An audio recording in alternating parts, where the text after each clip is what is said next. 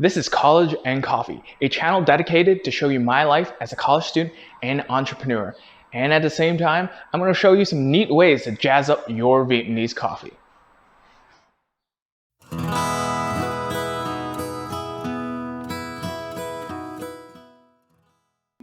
Hi, my name is Alan. I go to Denison University, I'm a rising junior, and I'm the CEO and co-founder of My Coffee.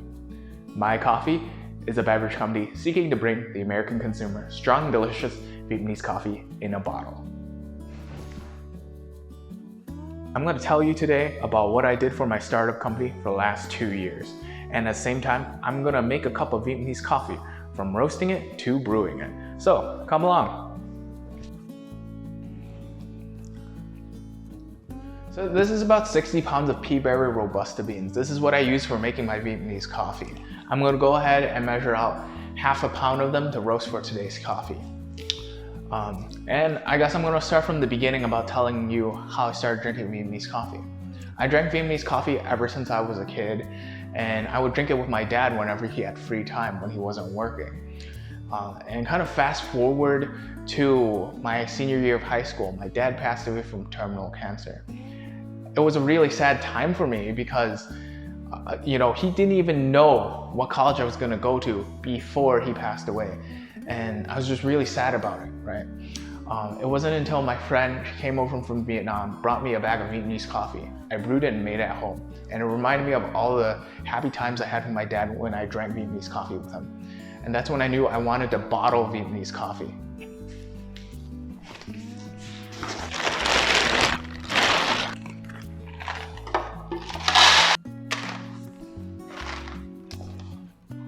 So this is what about half a pound of Vietnamese coffee beans look like. This is the Belmore 1600. This is what I use to roast my coffee beans with. And now I'm also gonna tell you about what I did between my second semester senior year of high school and first semester freshman year of college. During that time, I focused a lot on trying to make Vietnamese coffee and learn how it's the best way to make it and also what were the best beans. And by the end of my freshman year, first semester, I was able to make one of the best Vietnamese coffees.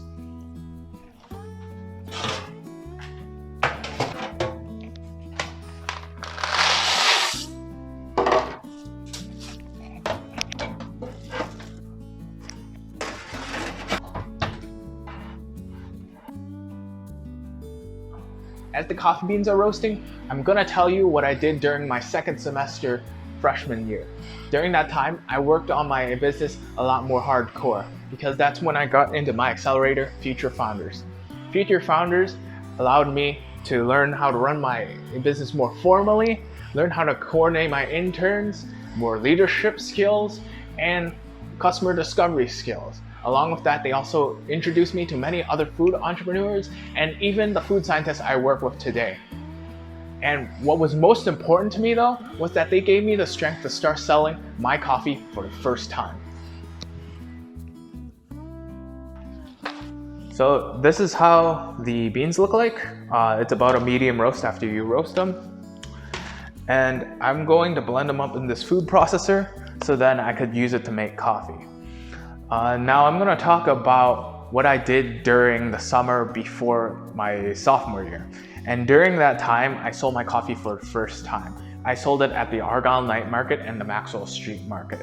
Both these markets allowed me to sell not as much coffee, but still make a revenue off of it. So then I didn't have to buy like thousands of pounds of coffee beans, right? What made it really hard was the licenses I needed to get. I realized that all these licenses that I had to get were the same as restaurant licenses. Like if you were to open a restaurant, you would have to get those licenses too. To me, it was kind of aggravating that I had to go through so many steps, but I ended up doing it and was able to sell my coffee.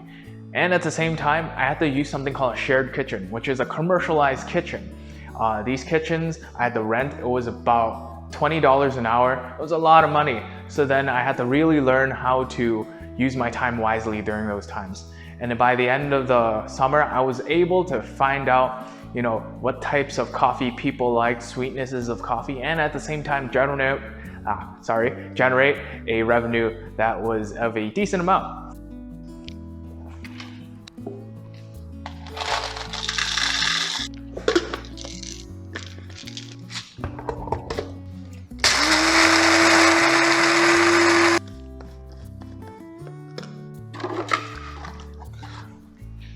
This is how it looks like after grinded. I like to kind of use a more bigger grind to kind of medium grind type of sizes for my coffee grinds.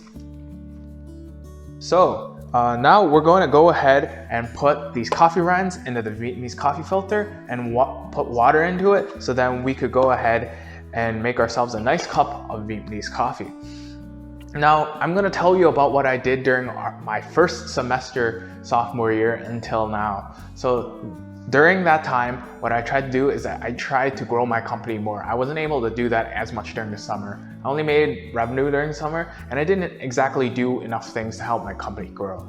So one of the things I did was learn how to roast my coffee beans better, find a formula where I can make my coffee where it won't go bad outside of the fridge. And that took a lot of preservative testing to just product testing in this case. And at this point, I don't even use preservatives because I found out they don't really work that well, right? So, but one of the even more important, one of the even bigger things is that I found my mentor during that time. My mentor, David Howitt, he essentially owned Organ Chai, and in 2002, he sold that company for over 75 million. And he really knows his food businesses. So then he's been helping me, with every step of the way along and teaching me what to do. So I really am thankful for that.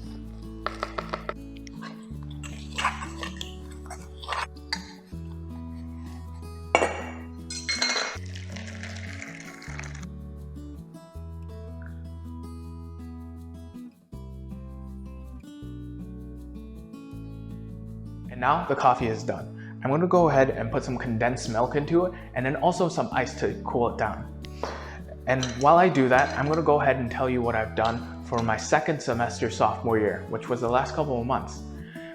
One of the biggest things was that I went to go ahead and pitch at a pitch competition out in San Francisco. There, I was able to get some money, and also I met a lot of people. There were over 60 students represented there from 60 different cities all around the US. That was a really great time and like a really good experience, right? So between that, a lot of stuff was that I was trying to work on my formula for my coffee and also somehow balance classes since there is this, pandemic going around. And that's what I've been doing for the last couple of months. And right now, what I'm trying to do is that I'm trying to make more content to document my story and make more videos.